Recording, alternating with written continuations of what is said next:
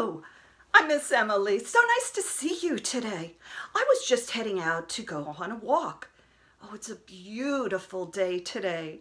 The sun is shining, the birds are singing, and the flowers are all starting to grow. Oh, you know indeed that it is spring, finally. Oh, such a beautiful day. You know, when I was a child, I used to love going to my grandmother's house. She had lilacs, and they would grow, and when I would go walking in between these rows of lilacs that she had, oh, it just smelled so beautiful. And I used to ask my grandmother, could I cut some lilacs and put them into a jar? And she said to me, yes, you can cut a few, but keep most of them, she said. You enjoy walking among them so much that you don't want to cut them all. She was very wise, my grandmother. Lilacs seem to have been one of Walt Whitman's favorite flowers, too.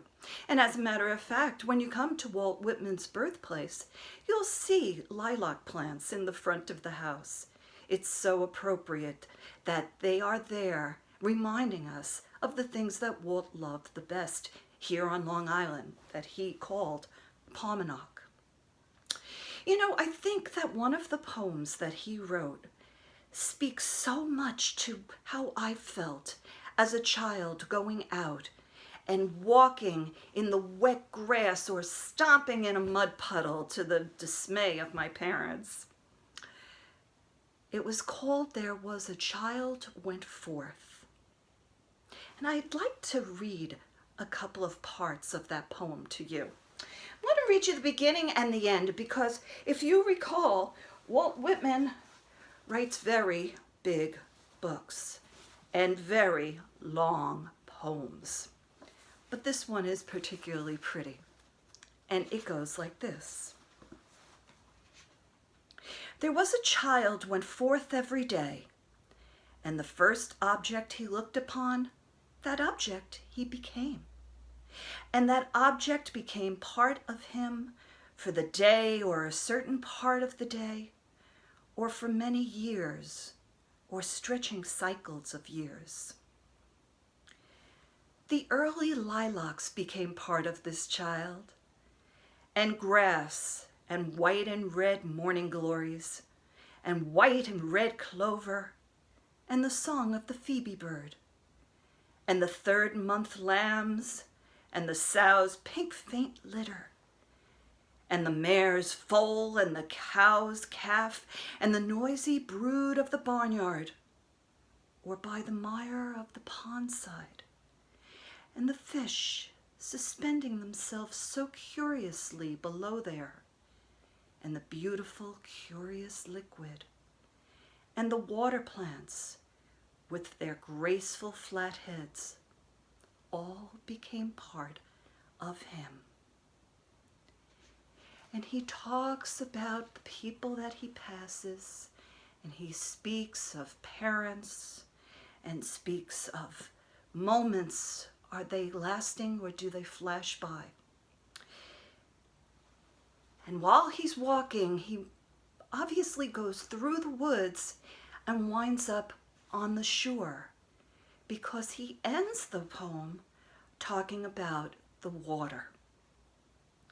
The schooner nearby sleepily dropping down the tide, the little boat slack-towed astern, the hurrying, tumbling waves, quick broken crests slapping, the strata of colored clouds, the long bar of maroon tint, away solitary by itself, the spread of purity it lies motionless in, the horizon's edge, the flying sea crow, the fragrance of salt marsh and shore mud. These became part of that child who went forth every day and who now goes and will always go forth every day. What a beautiful poem. Were you able to see the barnyard in your mind's eye? Were you able to see the fish swimming in the water? Could you see the boats at the end with the waves slapping up against their sides? Walt Whitman, in his free verse, uses words to paint a picture. And you can do the same thing. You can be an artist with words. All you have to do is do what Walt did. Use your senses. We all have senses. Some have all of them. Some have some of them. We all experience the world in our own unique and beautiful way.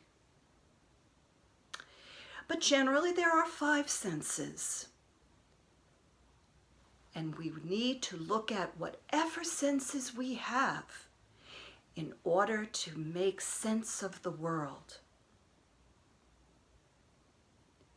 Sometimes we can see the world with our eyes. We can sense by bringing in the images, and we look at them. And we can describe what we see, like Walt describes what he sees. But seeing is not the only way of experiencing the world, no. There are other senses as well.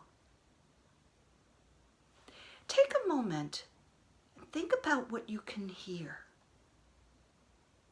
Now, if you're wearing a big hat like I, you might not be hearing all that well. But think about what you are hearing. Maybe, close your eyes and listen. What do you hear?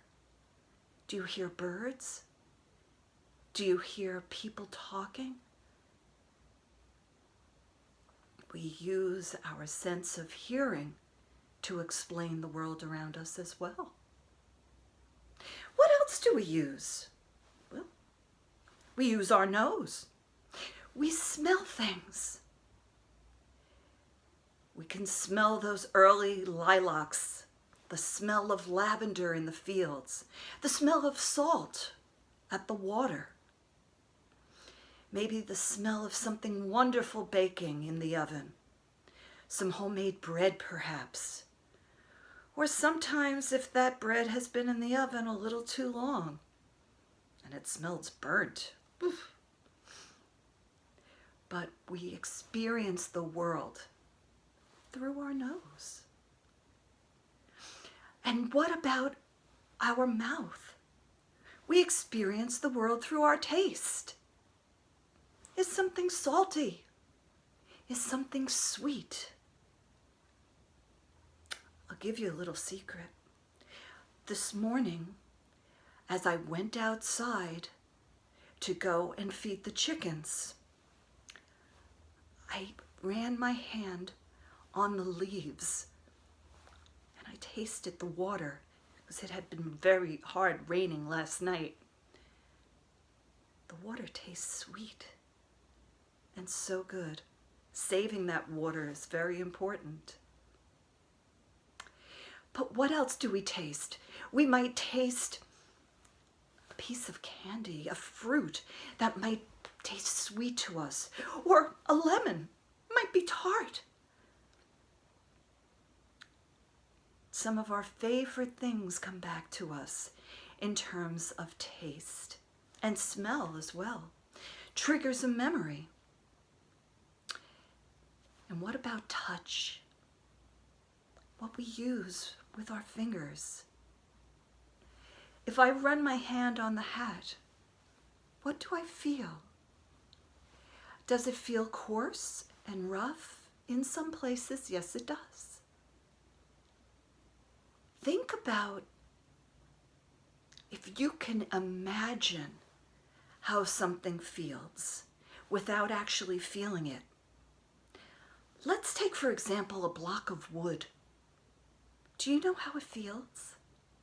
Close your eyes. Think about how that block of wood might feel.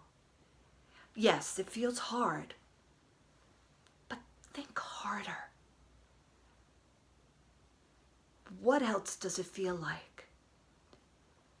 It feels hard, but it might feel sharp as you get to the edges. Or maybe you feel the ridges in the grain of the wood. Feeling something like a block of wood is not just about saying that it feels hard. How does it feel? Maybe you could even bring in your other senses. Does it smell like something? Maybe it smells like pine, like the smell of your favorite trees, a Christmas tree perhaps. When you use all of your senses, you can write down just a few words. And from those words, then you might be able to write a few lines. Expand those words. Don't just say that the wood is hard. Perhaps say that it is the product of years and years of growth. And each one of those ridges is a ring of its age. Now I'm beginning to sound like my friend Walt Whitman. You can write free verse like him too. Paint with your words. Look harder. Be inquisitive. Ask yourself questions. How does it smell? How does it taste? How does it see? How does it sound? And then you too might be able to write free verse the same way as Walt Whitman. This is Miss Emily. I hope you have a wonderful day today, and stay curious, everybody. Bye-bye.